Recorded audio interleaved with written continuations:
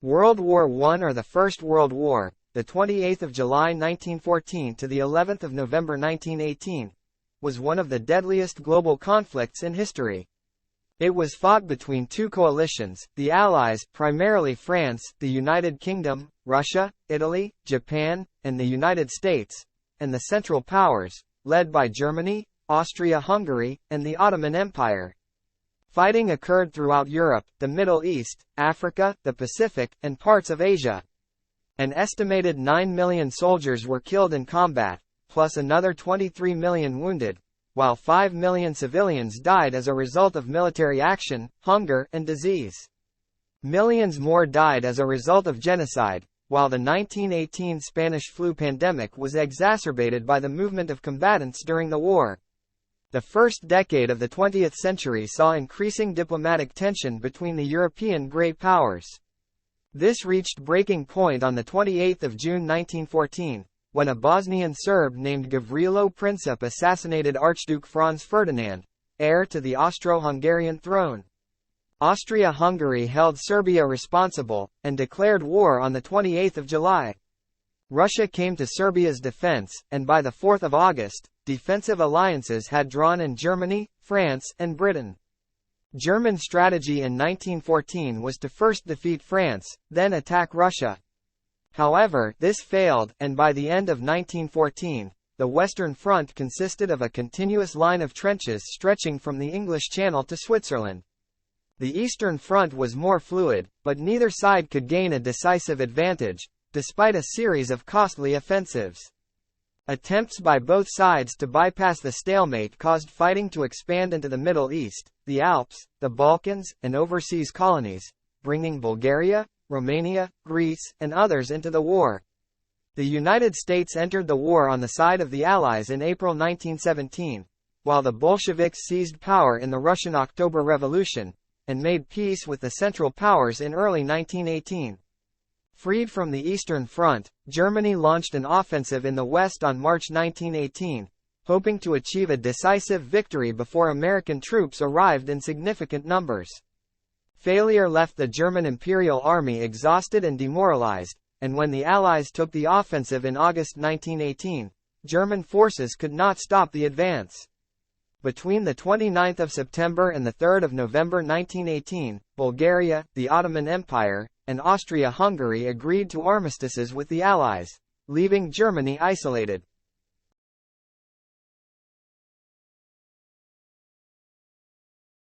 For much of the 19th century, the major European powers maintained a tenuous balance of power among themselves, known as the Concert of Europe.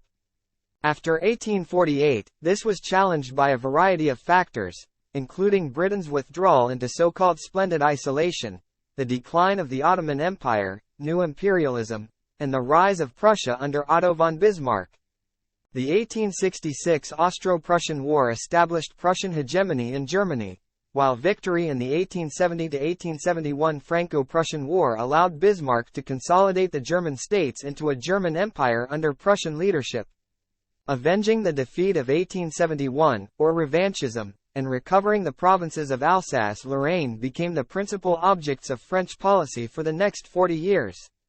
In order to isolate France and avoid a war on two fronts, Bismarck negotiated the League of the Three Emperors, Dreikaiserbund, between Austria-Hungary, Russia and Germany. After Russian victory in the 1877–1878 Russo-Turkish War, the League was dissolved due to Austrian concerns over Russian influence in the Balkans, an area they considered of vital strategic interest. Germany and Austria-Hungary then formed the 1879 Dual Alliance, which became the Triple Alliance when Italy joined in 1882. For Bismarck, the purpose of these agreements was to isolate France by ensuring the three empires resolved any disputes between themselves. When this was threatened in 1880 by British and French attempts to negotiate directly with Russia, he reformed the League in 1881, which was renewed in 1883 and 1885. After the agreement lapsed in 1887, he replaced it with the Reinsurance Treaty, a secret agreement between Germany and Russia to remain neutral if either were attacked by France or Austria-Hungary. Bismarck viewed peace with Russia as the foundation of German foreign policy, but after becoming Kaiser in 1890, Wilhelm II forced him to retire and was persuaded not to renew the reinsurance treaty by Leo von Caprivi, his new chancellor. 15.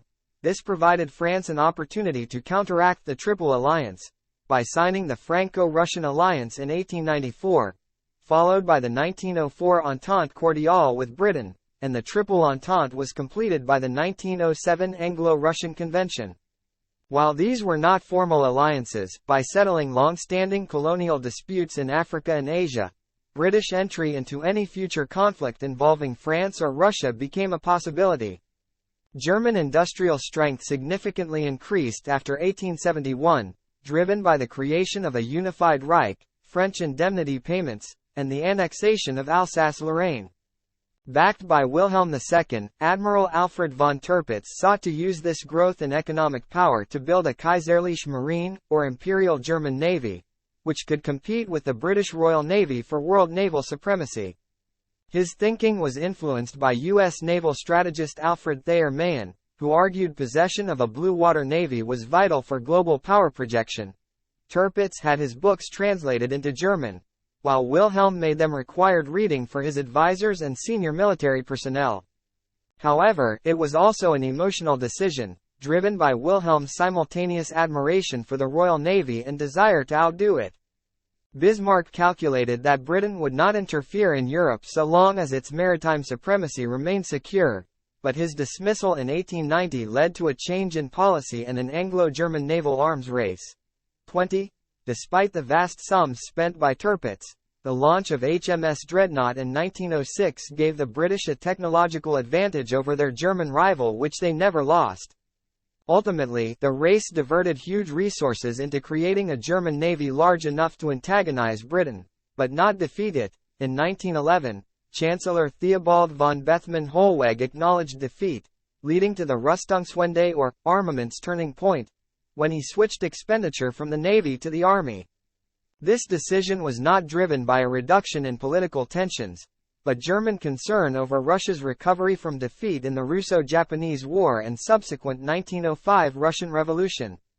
Economic reforms backed by French funding led to a significant post-1908 expansion of railways and infrastructure, particularly in its western border regions. Since Germany and Austria-Hungary relied on faster mobilization to compensate for their numerical inferiority compared to Russia, the threat posed by the closing of this gap was more important than competing with the Royal Navy. The years before 1914 were marked by a series of crises in the Balkans as other powers sought to benefit from Ottoman decline. While pan-Slavic and Orthodox Russia considered itself the protector of Serbia and other Slav states, they preferred the strategically vital Bosporus Straits to be controlled by a weak Ottoman government, rather than an ambitious Slav power like Bulgaria. Since Russia had its own ambitions in northeastern Anatolia and their clients had overlapping claims in the Balkans, balancing these divided Russian policymakers and added to regional instability. Austrian statesmen viewed the Balkans as essential for the continued existence of their empire and Serbian expansion as a direct threat.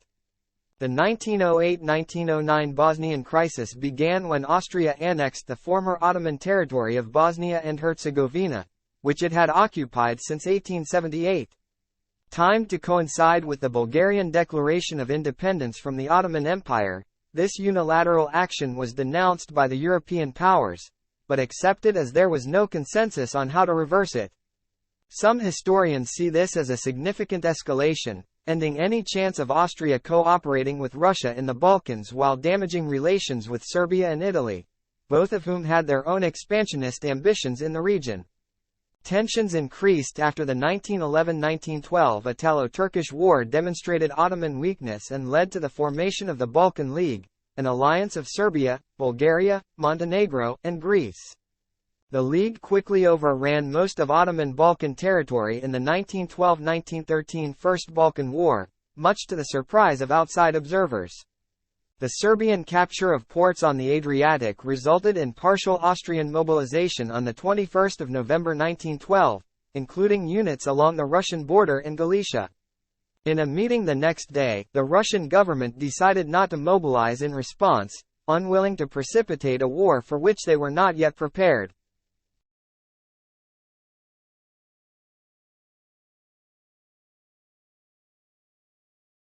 On the 28th of June 1914, Archduke Franz Ferdinand of Austria, heir presumptive to Emperor Franz Joseph, visited Sarajevo, capital of the recently annexed provinces of Bosnia and Herzegovina.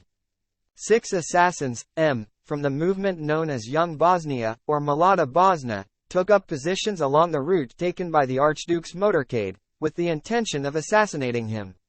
Supplied with arms by extremists within the Serbian Black Hand intelligence organization, they hoped his death would free Bosnia from Austrian rule, although there was little agreement on what would replace it. Nedeljko Kabrinovic threw a grenade at the Archduke's car and injured 2 of his aides, who were taken to hospital while the convoy carried on. The other assassins were also unsuccessful, but an hour later, as Ferdinand was returning from visiting the injured officers, his car took a wrong turn into a street where Gavrilo Princip was standing. He stepped forward and fired 2 pistol shots, fatally wounding Ferdinand and his wife Sophie, who both died shortly thereafter. Although Emperor Franz Joseph was shocked by the incident, political and personal differences meant the 2 men were not close. Allegedly, his first reported comment was, "A higher power has re-established the order which I, alas, could not preserve." According to historian Zbigniew Zeman, his reaction was reflected more broadly in Vienna, where the event almost failed to make any impression whatsoever. On 28 and 29 June, the crowds listened to music and drank wine, as if nothing had happened. Nevertheless, the impact of the murder of the heir to the throne was significant, and has been described by historian Christopher Clark as a 9/11 effect, a terrorist event charged with historic meaning, transforming the political chemistry in Vienna.